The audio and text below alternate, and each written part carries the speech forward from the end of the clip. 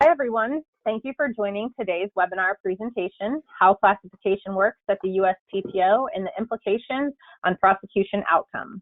My name's Allie Morton. I'm the Product Marketing Manager here at LexisNexis IP, and I would like to just cover a few things before we get started. During the webinar, please feel free to submit questions through the questions feature in the control panel. Also located in the control panel, you'll see the handouts section. That's where you can access files pertaining to today's webinar, including the slides for today's webinar session. A follow-up email of the recording, including the recording and the slides, will be sent out either later today or tomorrow. Now I'd like to go ahead and introduce you to our presenters. With us today, we have Megan McLaughlin, the Product Director for LexisNexis Patent Advisor. After graduating from Harvard Law, she worked as a patent attorney at the law firm of Nutter, McLennan & Tisch. Her technical focus reached into a variety of industries, including medical devices, the food industry, software, printers, and biotech. Also joining us today, we have two people from Serco IP. Tanya Habuer, the Knowledge and Training Manager at Serco IP. She's responsible for building the patent classification training program there at Serco. Tanya has also presented at numerous industry events, including PIUG and IPLA, and brings over 14 years of patent experience to our panel today. Also joining from Serco IP, we have Jeff Sullivan. He is the Product Manager for Patent Research. He has an extensive background with a degree in Computer Information Systems and an MBA with an innovation focus. His technical background includes telecommunications, graphics and displays, and video and imaging processing. And last but certainly not least, we have Jean Quinn. Jean is the founder of IPWatchdog.com, a patent attorney, law professor, and leading commentator on patent law and innovation policy.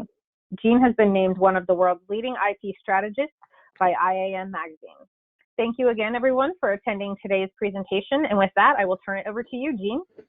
Thank you very much, Allie, and thank you all for spending a portion of your day here with us today to talk about this important issue.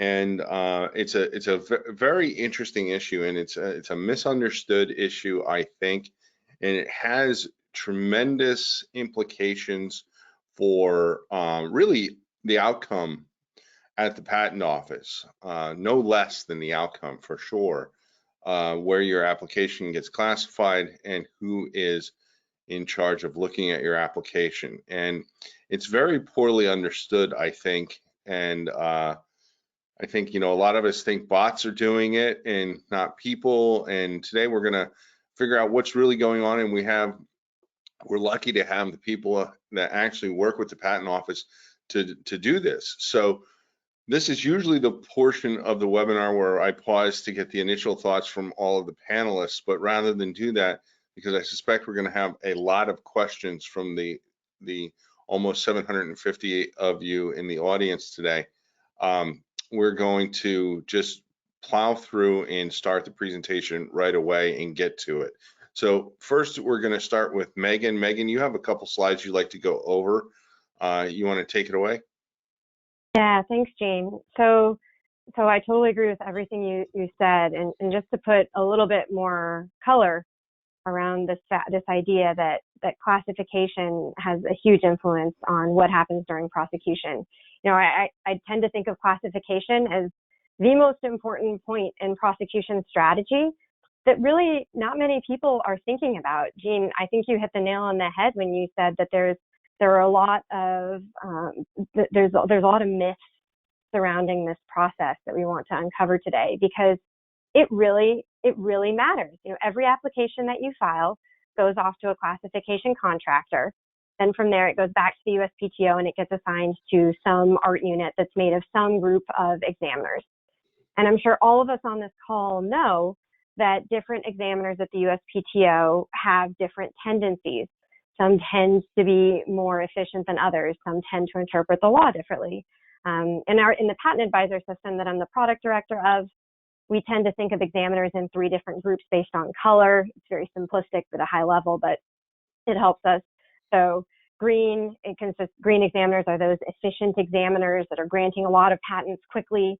And then red examiners are those on the opposite end of the spectrum that are tending to grant patents very slowly, maybe even less than 5 patents per year. And we know that almost every single art unit at the patent office has some mix of red, green, and yellow. There are some, we'll call them monochromatic art units. 3689 is all red. But for the most part, every art unit is a lottery. Yeah. In every art unit, there's some chance that you're going to end up with red, green, and yellow. So seeing this data, what's happening in the community, and we're seeing it more and more, are people aiming their applications towards art units that have a better looking, more applicant favorable lottery. We're starting to see people picking up on, we'll call it this targeted drafting strategy. And one thing, and this actually leads us to our first poll question, because I'm curious to hear from you, the audience. How many times have you engaged in targeted drafting? How many times have you actually tried to get your application into a different art unit and succeeded? And specifically, how many times have you tried and succeeded with a continuation application? I'm not talking about an original filing. I'm talking about you've got an application in progress, it's not going well, and so you think, well, I'm going to try to get this into a different art unit. Let me see if I can do this. This is really interesting. The results are already coming in. You know, and when I asked this question 5 years ago, I think the answer would have been entirely no. Right. But now I'm seeing, Yeah, or you would have had like the one data geek in the back of the room that nobody was listening to say, oh, people should be doing this. But while folks are answering the poll question, let me tell everybody in the audience, it seems like there may be a bit, or there was a bit of problem downloading the slides. We're working on getting that fixed for you all. But just rest assured that after this presentation is over, you will all get access to a recording of the webinar, and you will all receive a copy of the slides via email. So if for whatever reason you're unable to download and access the slides today as we're going forward with the webinar, you'll all get a follow-up email from LexisNexis and get access to both the recording and the slides. Wow. So the survey responses, it looks like they're mostly in, you know, and over 20% have actually done this, which is incredible, because that last response is the response that I used to get primarily a few years ago. Yeah. I can assure you that it's not crazy, and it is possible. I've talked to Megan, and I know you have for sure. I've talked to a number of what I would regard as highly paid, very well compensated patent practitioners that, you know, they're not the dime a dozen guys and gals that people are going to for the low-hanging fruit kind of prosecution. They're the ones that people go to when they have stuff that really, really matters for the company, the future of the company, and they're doing this, and they're doing it successfully. And that's, Gene, that's actually a perfect lead into the next slide. Because my point there is that if you've actually tried to engage in this process, you know that it's not that easy. It's, you know, classification is not black and white. So here's two claims that got classified into two different art units. One went to 3773, one went to 3775, both under the umbrella of medical or surgical instruments, right? And this was my practice area. So, you know, I'm looking at these claims, and to me, they're very similar. They're both implants. They both have some kind of actuator that, when you actuate it, moves the implant between an expanded and a contracted position. So to me, to the untrained eye, you think, oh, okay, those are similar, very, very similar claims. You would expect them to go into the same art unit, but they didn't. They went to different art units. And most important for us, the lottery maps for those look very, very different. You know, in 3773, you're overwhelmingly likely to end up with a yellow examiner, 78% chance of getting a yellow examiner, who is average. But in 3775, you've got almost a 50% chance of ending up with a green examiner, which is frankly way above average in terms of efficiency, and way above average in terms of your chances of getting a patent, and getting a patent for a reasonable cost. So the whole point of this is that this classification step may be the most important step in prosecution strategy. It sets the path for your application by selecting which group of examiners it's going to go to. And so that's why we got some classification experts on the phone for you to talk through this process, what it really looks like, because there are a lot of misconceptions about it. I know I had a lot of misconceptions before I talked to them. Yeah. And what I'll So just say is, I've seen a lot of this data, and the data that we're showing here on this slide is not unique. You can do this with all kinds of different data, and computer art units, sometimes it's much more stark, and sometimes you'll have an application where you've got a variety, you file an omnibus specification and you can claim a variety of different pieces or parts of it. And if you focus on one part of it, you're going to get routed to a handful of different art units that have a much different profile than if you focus on a different aspect of the invention, and which will have a lot more green. And and particularly if you're working with a startup client that needs to get a patent quickly to show to investors, well, that can really impact the strategy. So this is an enormously important tool, and once you see the data, you can start to see what you can do with it. And although you don't have a slide here, it just crossed my mind, it probably would have been good to have this slide. There's the kill list, and then there's the keep list. You want to have more words like this and less words like this to get into this art unit versus that art unit. But I don't want to take any more time. I want to hear from the people who actually do it. Yeah. So that brings, that really brings to the first question. So I've been talking about, why I think classification matters from an applicant perspective, but I want to turn it over to Tanya and Jeff and ask you guys, why does it matter from the USPTO's perspective? What's the USPTO using it for at a high level? Yeah, CERCO's been providing classification services to the USPTO for more than a dozen years. And, in that time, we've certainly, received a lot of different questions, kind of common questions about classification and points of interest.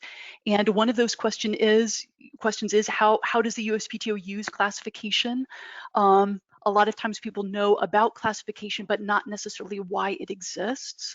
And really, there are a few functions that classification serves. First and foremost, examiners use classification for searching. It provides a very useful language-independent tool for finding prior art that matches certain profiles or feature sets that the examiner is looking for when they're examining. But additionally, over time, classification has come to serve various administrative functions as well. So it's a useful tool for gathering metrics, and it is also used for routing. So because classification is a way of describing the invention in patent documents, that allows it to be a mechanism to match up a new filing with an appropriate group of examiners. So that's an additional function that classification serves. And we've kind of collected a few different questions that we commonly receive, and as well as a couple of classification examples that we can look at today. So, on the next slide, we have another question that we commonly hear. What does classifying a patent document entail? Well, U.S. applications are classified into two very different classification systems. The cooperative patent classification, or CPC system, is the system that's used for searching today. This is an extension of the IPC, and here the goal is to provide a full classification picture to the document, kind of the idea of painting a picture of the invention using classification symbols so that all of the key features are captured in that picture. And the CPC system has around 250,000 different possible codes that could be used to paint that picture of an invention, and then be kind of keys that people can search on to find relevant prior art for their search.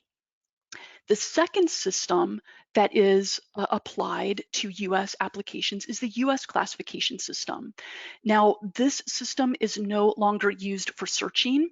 It's only used administratively today, but this is the system that provides a routing mechanism to get new applications to an art unit. This US system is structured very differently than CPC. And because the function is different, the classification process is very different in the US system as well. Here, only one US classification is assigned to each patent application. That's one out of about 150,000 possible choices. And so there's a very strict set of rules that are applied to determine which of those 150,000 possible codes would be the appropriate primary classification for a document that then is used for routing to an art unit. That is often a surprise to people, that the US system is used for routing, that classification is used for routing. So another question that we often get is, okay, so how does classification determine the art unit? You know, and on the next slide, yeah, you can see here that the mapping mechanism itself is fairly straightforward. Basically, each of those 150,000 available classification codes is mapped by the USPTO to one of their art units. And so when classification is applied and a primary classification is identified as what's appropriate for a document, whatever classification code that is mapped to an art unit. And so whatever art unit is mapped to that primary classification code is where that application gets routed for examination. So And can I interrupt you there for a second? Is that information available? Because it was a surprise to me. You said it's often a surprise. I didn't realize that the US system was being used for that purpose. Was I just not paying attention, or is that information available to people? It's not a surprise. It's not widely advertised. And the USPTO, because USPC is not being used for searching any longer, it's not even published on patent applications anymore. So it's not a surprise that that's kind of hidden and invisible. There is some information on the USPTO website if you know where to look. We've provided a link in our slides to an area if you're interested in learning more about how this works and explore this on your own after today's talk. There are a number of resources there. So the USPTO publishes the US classification system as well as the CPC system. There's a handbook of classification that has kind of the rule sets. And also the mapping relationship, what classes are related to what art units are related to which classifications, is also on the USPTO website. And they update that periodically, at least. And so you can find some of those kinds of information on the USPTO site. Okay, great. That's what I was asking, because that's really pretty important information, because particularly attorneys that have been doing this for a while are probably still far more conversant in the old system rather than the CPC, I would think. Yes. Yeah, and it also addresses, we got a question from the audience about who does the mapping between the art units and the USPC codes. And I think you answered the question. It's the USPTO, right? They're the ones publishing this. Yes, they are the one who do that mapping who publish that. But it's interesting, the screenshot of the website that you're showing. I've been to that website, and sometimes I notice that certain art units are missing. Like sometimes I don't see the corresponding USPC code for certain art units. Is there a more complete listing somewhere else? My understanding of the way that works at the USPTO is that certain art units are sort of primary art units, and it makes sense. Some technology areas are very active. And so you may have many applications that are being filed in one very specific, very narrow area. And so organizationally, the Patent Office needs more examiners in that area. And so in the mapping, what you will see is kind of a primary art unit.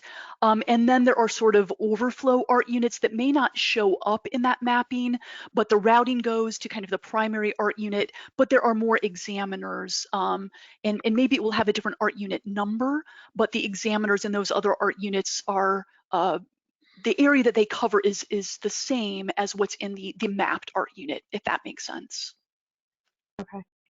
Okay. Yeah, I've experienced that same issue, Megan, and it can be frustrating sometimes, and I don't have a good answer really. I think the patent office needs to do a better job of updating their website rather than constantly giving us a new look and feel. That's my own 2 cents, but I guess we're probably ready to go on to the next slide. So the features of the application affecting the routing. Yeah, that's often kind of the next question is, okay, this is interesting that classification determines routing. What part of the application is it, that I can focus on, to affect that classification? Unfortunately, the answer is not usually what people want to hear. The answer is that it depends.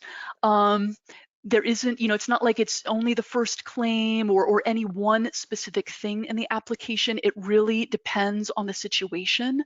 But the fact that it depends doesn't mean that it's arbitrary.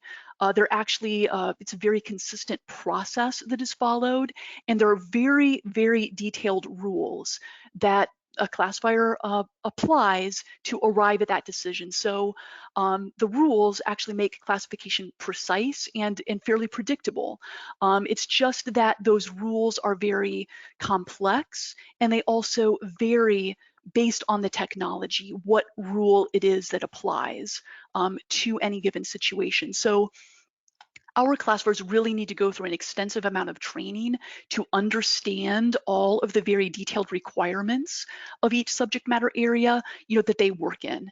And, if you do go to look at the USPTO website, you'll see, the rules of classification, and then also you will see in the classification system itself, every area, every class, which is kind of the broad area of the classification system, and every subclass, each of those 150,000 subdivisions, each of those has a definition that defines what goes here and what doesn't. So it's a very detailed but precise rule set for where something should be classified.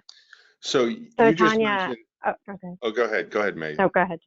I'm going to ask a question from the audience because And that's what I maybe was. the answer is I think yeah. you were probably going to ask the same exact question.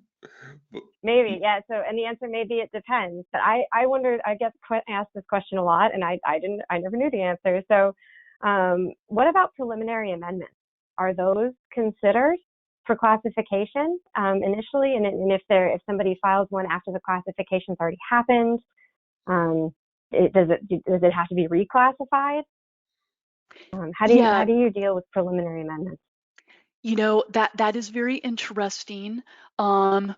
What we receive from the Patent Office to classify is a snapshot in time. It tends to be early in the process, shortly after filing, but there can be amendments present in what we receive to classify, but it's a snapshot in time. And at that snapshot in time is when the classification is assigned and what it's based on, and then that will then determine the routing to the art unit. And so that's the short answer to the question. Is a snapshot in time is kind of when that picture is taken and what that classification is based on. So the question I was going to ask, and that was one of the ones that I definitely wanted to get to because I thought it was a really good one, but you had mentioned classifiers. And one of the questions that we always get, or I always get, and people believe that there is automated intelligence classifying these patent filings. And the way that you mentioned classifier suggested that there is a person. So is it manual? Is it automatic? Is it somewhere in between? Is it a little bit of both? Well, certainly automated technologies can be helpful to us, but ultimately classification really requires a human being to evaluate the document and understand how to apply the complex rules of classification to the particular situation. So it is human beings who are doing the classification and applying those rule sets and interpreting the language that's in the patent application. Okay. So Things like artificial intelligence can do a lot of amazing things, but patents deal with new technology, and it's something that what automation is able to do, definitely has its limitations, certainly today. Right. And that's what I've always thought is we're not there yet, but I wonder how you manage to keep up and classify all of that many documents that quickly. But I mean, maybe that's a different question for a different day. Yeah, it certainly, we've been doing this for a number of years, and we have a good system with the USPTO in terms of having a reasonable understanding of kind of what to expect there, to be able to plan and make sure that appropriate experts are able to look at each application. Okay. All right. So the next slide we have here is a classification overview that gives us an example, and we got a couple slides with examples, and this will probably give us a lot more information. Although we're getting a ton of questions already, so. Yes, we have a couple of examples, and hopefully going through a couple of examples will give a little bit of a better kind of feel for how this works. And here in this first example, this example involves a semiconductor aerosol coating. And if you look on the right, the 4 steps that you're seeing, these are the 4 steps in the US primary classification process. So both of these examples are looking at the routing classification and how that determination occurs. So what we'll do with both of these examples is just apply these 4 steps to each example and kind of talk through what's happening in that classification process and the decisions that are being made. So starting with step 1, the classifier is reviewing the application, and they're interpreting the claims of the application in light of the disclosure. If you look on the left, what you're seeing is kind of a summary of what the classifier would be observing, as they're completing step 1. So, maybe there are 36 claims in this application, and the classifier is observing that, these can really be placed into 2 groups. We have some method claims and we have some apparatus claims. And in the method claims, we've got a semiconductor coating, applying a semiconductor coating to a substrate, and we've got steps of contacting aerosol fluids to the substrate, depositing a portion of the fluid on the substrate, and curing with heat. And then if we take a closer look at the apparatus claims, what the classifier would be noticing is, okay, this is an apparatus for carrying out this exact same method. So those are the kinds of things that the classifier is observing as they're reviewing the application and completing step 1 of this process. On the next slide, we're going to look at step 2. Step 2 is to classify each claim into a US class. And so, if we can go to the next slide, I'm actually going to give you both a class as well as a subclass for our 2 groups of claims. So the first group of claims would be classified in class 438. This class in the US system is for semiconductor manufacturing methods. And specifically, if we also look at the subclass as well, 509 is a place for forming a semiconductor region on a substrate. So you can see how that classification is kind of descriptive, of that grouping of claims. If you look at the second group of claims, the classifier would end up classifying those in a different class entirely. These would be classified in class 118. This class is for coding apparatus generally, so it really doesn't matter what the coding application is, whether it's semiconductors or paint chips or or something else. Any kind of coding apparatus goes in class 118, and specifically subclass 724 provides for apparatus, coding apparatus that uses vapor deposition plus a heat treating step. So you can also see how that is also descriptive of our claims, but it's in a completely different area of the classification system. So that's what's happening in step 2, is we're identifying the major areas of the classification systems that correspond with the different claims in the application. Step 3 The purpose of step 3, the goal here is to end up with one primary classification.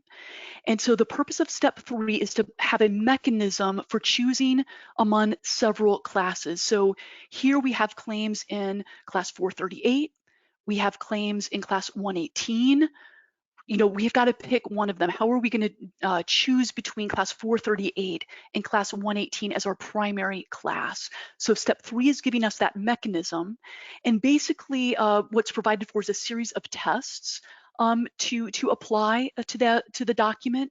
And if we go to the next slide, one of the things that stood out kind of immediately about these claims is that we have different categories of subject matter in our claim set. And so, as we look at step 3, one of the 5 tests is a category of subject matter test. So that's going to be the test that we're going to use for this particular example. And if we look at the next slide, we can kind of see how that works. That category of subject matter test involves looking at, what categories of subject matter do we have in our claim set? And then on the next slide, you'll be able to see an order of superiority for the categories of subject matter. And so we're just going to line up what categories of subject matter we have in our claims that we have a method of manufacture, so that's a process of making, and we have apparatus claims. And in this order of superiority, process of making is considered superior to apparatus. So that's going to be the deciding factor here. Class 438 is going to be the primary class for this application. So that's step 3. We've narrowed it down to a class. We've got one step left. On the next slide, we see what step 4 is. Step 4 is providing a mechanism within the primary class for choosing between several subclasses in the class. Now, this step is kind of trivial here. We only have one subclass, 509, but if we had multiple subclasses, what step 4 tells us is we should go look at where those subclasses appear in a hierarchical listing of the subclasses for class 438. And whichever of those is highest and furthest indented would be the subclass within class 438 that would be the primary subclass. So with all of those 4 steps, we're able to, I arrive at a unique primary classification. For this example, it's class 438, subclass 509. That's our primary classification. And if we want to know, okay, so what does that mean in terms of my art unit? Then we would just use one of the mapping tools that USPTO provides. And on the next slide, you'll be able to see what that art unit is. Our primary classification would be associated with art unit 2812. And just for kind of, comparison purposes, if you're curious, if we had ended up in our other candidate classification in 118 subclass 724, not only would we have been in a different art unit, we would have been in a different, technology center at the USPTO. So, these classification rules really can make a significant difference in terms of where an application is routed and what examiner, might be looking at your application. So, so this is one example of kind of how that primary classification process works and ends up with a single classification that determines an art unit. I think, Tanya, when you first talked me through this process, the step that I thought was the most interesting is the third, right? So you have to pick one of the claims basically for as a controlling claim or something to set I think it's this to slide determine the routing. This slide right here. Yeah, this is the one. Yeah. So, yeah. This is really interesting for people who are trying to engage in targeted drafting, because it means that certain types of claims are going to be are more likely to be considered as the primary class. See, because this, Megan, we've said in drafting for so long, and how many webinars have we talked about that I have noticed the difference, and I hadn't been able to really put my finger on it. But for software, for example, if you include method claims, you wind up just in different places at the patent office. And this maybe explains why. It explains why. And I think this is one of those misconceptions we were talking about at the beginning, because I've heard so many people say, heck, I've probably said this because I heard it from so many other reputable people, that the claim that matters the most is going to be your narrowest independent claim for purposes of routing, but that's really not it. It's actually a really complex test. So Tanya, is this the same test you use for all incoming applications? You're always looking at these 4 factors for determining the primary class? Yes, you're always following these 4 steps, but I want to, kind of interject a note of caution. The way these 4 steps play out for different applications is very different. It can be very different. And so this goes back to, what is the important key? And the answer is it depends. For this application, the category of subject matter was very very impactful, very definitive in terms of which classification was the primary and which art unit. And in some areas of the classification system, for some technology areas, that is very much true. In other technologies, in other areas of the classification system, category of subject matter does not make any difference whatsoever.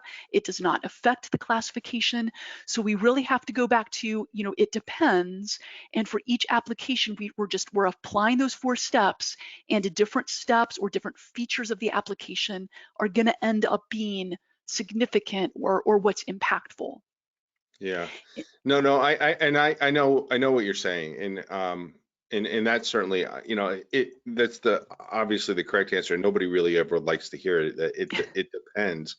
But in the software area, and I just happen to know that area better than any other, because that's where my experience is as an electrical engineer and where I've done a lot of work. It's always struck me as odd, for example, that in some areas which are clearly software, applications, can be written to focus on a variety of different things, and like in certain types of inventions, like GPS navigation type systems, they always go somewhere else, where the application could certainly be amenable to being written to go in a different location. It just never seems to go there. And so I've always tried to wonder, why does it go one way and not always another way? And this is really particularly insightful, and it may not work in every single situation, but I was shocked to see apparatus on the level of hierarchy be so low. Right. Well, Jean, your comment about software is really a very good lead into our second example, Yeah. because our second example deals with more of that kind of technology area.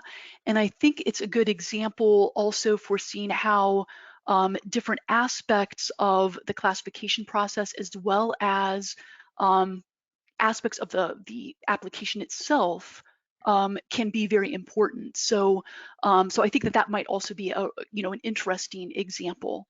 Yes. So here's the neural network example.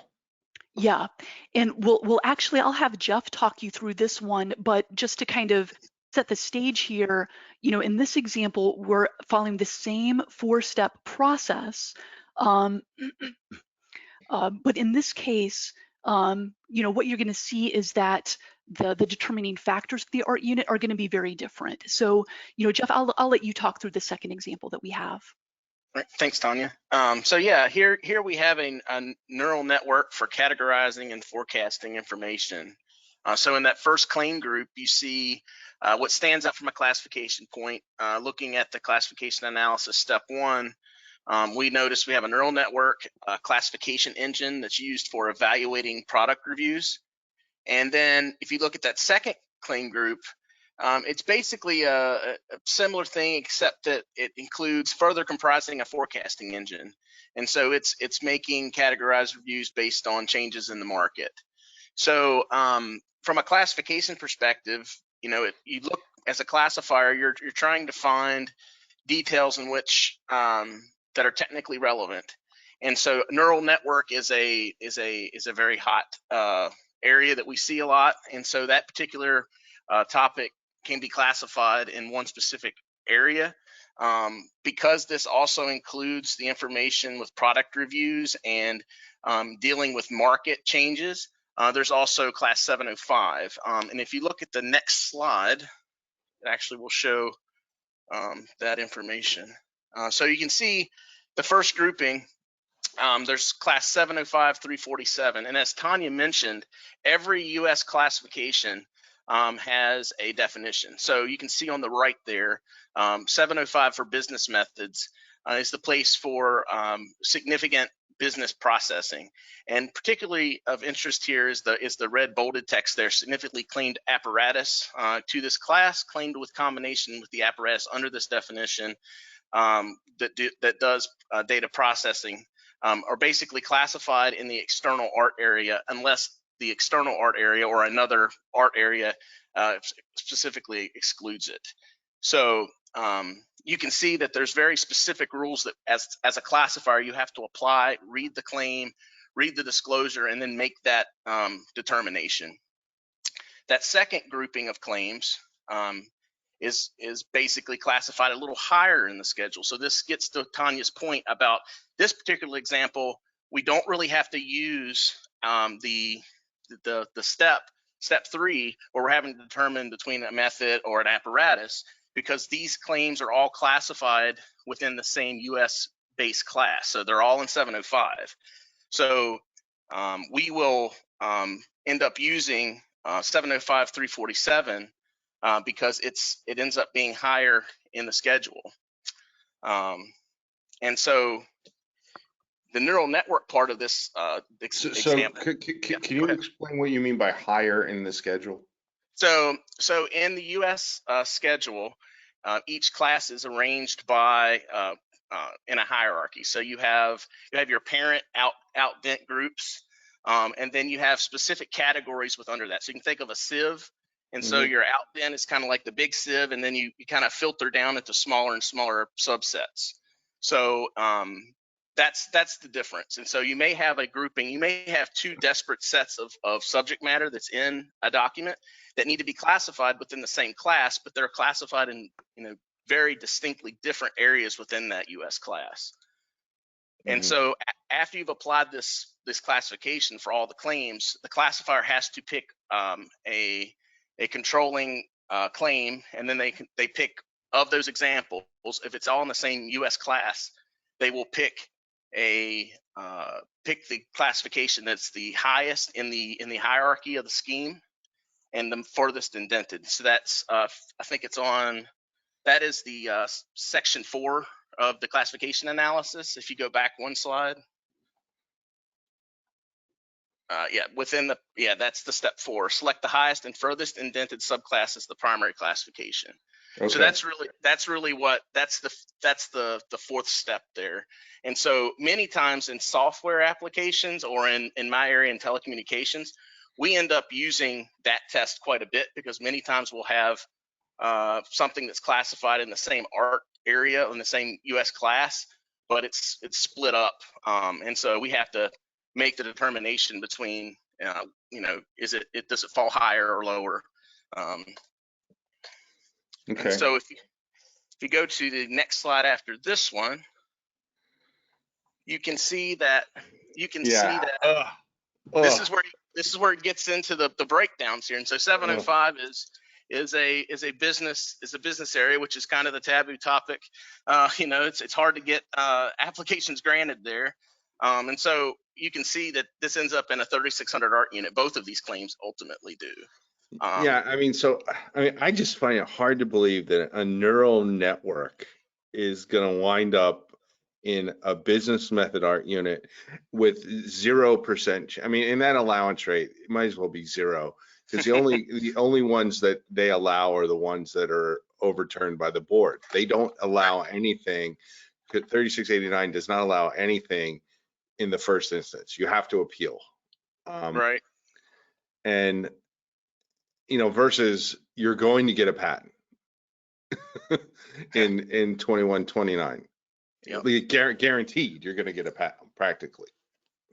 Well, and that's actually where classification is so important here, because with the classification system, 706 actually, if you go back a slide, I think it even shows you on there. You can see class 706, even in this example, like neural networks are classified, typically found in 706. But there's a note 4 in 706 that it says it can accept combinations of this art with artificial intelligence that's not elsewhere provided for in USPC. And so since the purpose of the neural network here is really used for evaluating product reviews, and it's specified that way in the claims, then the classification rules would dictate it would go to 705 because there's not this is not specifically provided for in class 706. So that from a classification perspective is really what drives drives the decision here.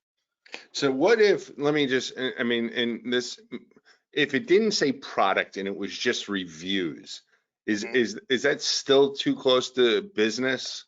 Well, it depends. If you know, it's not just as Tanya mentioned earlier, it's not just about one particular word, a title, or it is kind of reading the entire document in context. So if the classifier reviewed the document and then the specification was very much about market reviews, doing some kind of product offering, then the claims are going to be read more in that light. Right. So just saying the word review is probably not going to be that impactful, but it could be depending on what the combination of details are in the specifications. Right. So you really have to look at what examples you're using in the spec. Correct. So and just to put a pin in this, so like we know that examiners don't really have time to read the specifications, or spec, but you guys actually look at the spec. Yeah, it's very important to help us paint the picture, and to really make sure we're categorizing the invention in the proper way. Okay. So each claim we read, we classify each claim, but then we also go to the specifications and provide clarity. I kind of look at the specs as kind of like the roadmap, or the claims of the roadmap, and then the specifications kind of fill in that map. So I'm going to go pull information out of the claim, and then I'm going to go look in the specifications to help find kind of the direction of where I'm going to look. And so that's probably the best way to describe it. Okay. That's what the spec is for. So. Yeah. Go ahead, Megan. So I have a question that and several people in the audience have asked some variant of this. So speaking of things that we know that the classifier is not just looking at the claims, they're reading it in light of the spec. One other thing that a bunch of people are wondering whether or not the classifier is considering is the classification of the parent application. So if there's the parent application, it's obviously it's been classified. Is that a factor when you look at the child applications, or do you view them as completely separate? One does not influence the other. I mean, it's certainly a consideration when we're doing our research, but we do treat each of these documents as a fresh analysis. And something Tanya maybe alluded to earlier is that sometimes when you classify these, and we don't really treat continuations or any former filings any different. We treat them all like they're new examples to us. But sometimes when we provide a classification picture, the office may decide to actually move the classification or direct it to the other art unit, just because for them it's easier organizationally to kind of keep all this art together. So for us, yes, we look at these independently, but of course, if some of the work is done and it kind of gives us a head start, then we will use that. Okay. Yeah. Then another theme in the question seems to be is what events can cause an application to be sent back to a classification?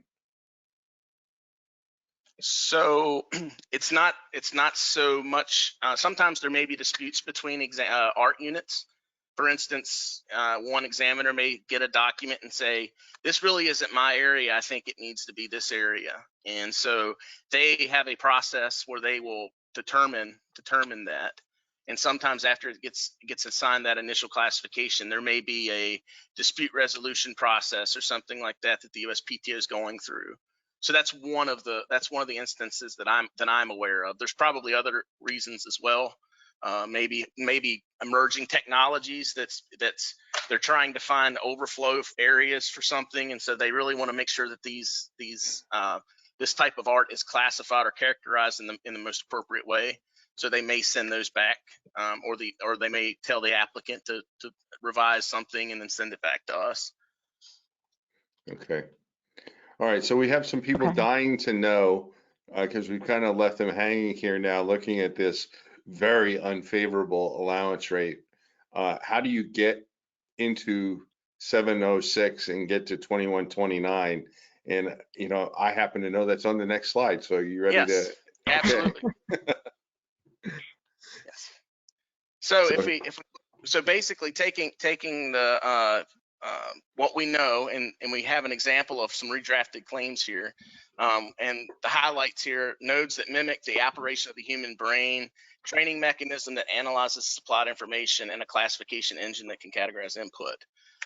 You notice that it does have evaluating product reviews, and let's see, this is the next slide? Let's see. Yeah. Okay. So You probably would want to get rid of the reviews or products if you can. I would think. The information there, what's there is really the kind of essence of what goes to 706 in the red text. Yeah. So for lack of a better way of describing it, it's a lot more technical. It's technical, yes. Usually the data processing art is very heavy in the hardware or the technical details of what the computer is doing. So if you can provide specificity to that instead of using more common language, it does tend to lend itself to more technical art areas. Yeah. Now, look, I'm not a fan of 3689. It's probably anybody who's read IP Watchdog knows, or because I just can't imagine that they don't see anything that's allowable unless the board says to issue.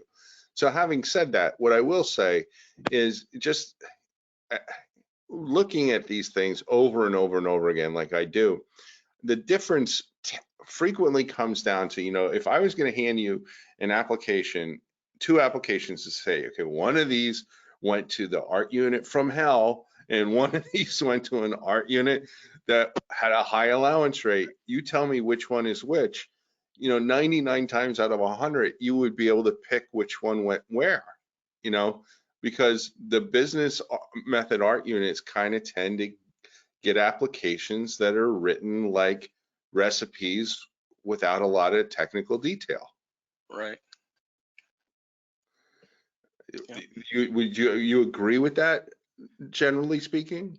Yeah, I think that 705 is, I think you end up with a lot of things that are not, there's definitely more meat in a lot of these documents. They're just not well defined. And so many times our classifiers because of the specific rule sets we have to follow, we end up having to place things in 705 because the rules specifically say you have to have significantly recited, significantly claimed, significantly disclosed, information to go elsewhere. And so 705 just lends itself to that if you're not careful. Although sometimes you've got a business document, so a business document's going to be a business document. If you've got a trading platform and you're doing a bunch of other special things behind the scenes, it's probably still going to be a trading platform. Now, how you get there is different. How you can categorize it many different ways, but if you can focus on the technical aspects, for sure, that's going to raise your chances. Yeah, like the data processing aspects of that, right? I would think. Right. Yeah. And I suppose there's really no substitute for actually reading the definitions of these USPCs and right, and trying to say, okay, well, what's the focus here, and how do I go about doing that, right? Well, and that's the big thing that most folks don't realize is that these classifications are really very rule specific. And so even at the class level, you have very specific definitions, and then even in the subclasses, you have even more specificity. So yeah, those definitions make a huge difference. So we have one question I want to get to before we get to the last slide, and then we can see if we can take more questions if we can fit them in. But this is a question that I hear a lot. It's from a very experienced patent attorney, and I think I know the answer, and I suspect she knows the answer too, but is probably hoping for a different answer. Once you get into a certain art unit and you change the claim scope, can you be kicked out of that art unit, or once you're in, you're in?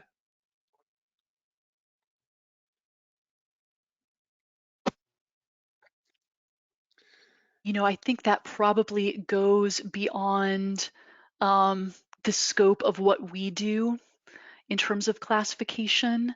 And so I'm not sure that that's a question that we're able to necessarily answer. Okay, that's fair. Jeff, do you think that there's Yeah. something there that we have an answer for? No, I don't think so. Okay, so that's more of a PTO issue then. Yeah. Okay. All right. So let me, Megan, I think you have the last slide, and while you're going over this and explaining what this is, I'll see if there's some more quick ones we might be able to pick off on the questions. Yeah, so I just wanted everybody to be aware, you know, if you listen to this presentation and, you know, I know the first time I heard Tanya and Jeff talking about the process, I was shocked at how complex it is and the subtleties that can be the difference between you getting into an art unit like 3689 versus something in the 2100s. So if this seems incredibly complex and you don't have, you know, 2 days to read through the classification, the USPC code descriptions, what we do have available for you now at LexisNexis is we can actually connect you with one of the experts at Serco, and they will actually review any of your applications and even get on the phone with you and let you know how they would classify it if that application crossed their desk, and give you some ideas for other art units that it might have gone into with some subtle changes. So LexisNexis has long provided an algorithm that does this. It's called Pathways. It predicts the technology center group where your application is likely to go, and it's good at making those high-level decisions. And it even provides some guidance to help you target your application towards a different group. But it's an algorithm, and it can only go so far. And so when it really comes down to the types of subtleties that we've been discussing today, we can provide one of these reports for you from one of the experts at Serco to really give you some detail and get into the meat of why the classification decision would be made in a particular way. Okay, yeah, and I've used Pathways. I've looked at Pathways. It's very, very helpful. But I can only imagine that with an application that really matters, and you're looking at data like we see here in this slide. My God, the difference literally is you're gonna get I mean, if you have an 80% allowance rate, I mean, we all know what that means. We all know that if you persist, you're going to get the patent. It may require a continuation. It might require a continuation in part, but you're gonna get a patent. If you're in 3689, you're not going to get a patent unless you appeal. We all know that. I mean, so, it is what it is. I mean, we can't be any more stark about it. I've got a couple questions I'd like to try and get to, but before we start losing people over the lunch hour, I'd like to give each of you the 1 minute wrap up. And then if you have a couple minutes to stick around, maybe we could do a couple quick questions after that. But let's see if we can go in order here. Megan, give you a minute to, what is the one thing you would like people to leave remembering today? Mm-hmm. I think it's the silver lining on all of this, which is that it really opens up a new form of advocacy in our profession. Right? It's a new way to be strategic and to get clients the results that they need. It's understanding classification and trying to ensure that you avoid some of those really difficult art units may be the most important strategic thing that you can do as a patent attorney. Great, thanks, Megan. Tanya. Mm-hmm. Yeah, classification drives a lot of process at USPTO. So understanding classification helps you understand how your examiner is thinking about your application. It's kind of a language that they speak, and it's a way for them to kind of look at it, kind of a lens to look at your application. So it helps you see how they're seeing your application. Thanks, Tanya. And Jeff, your final thoughts.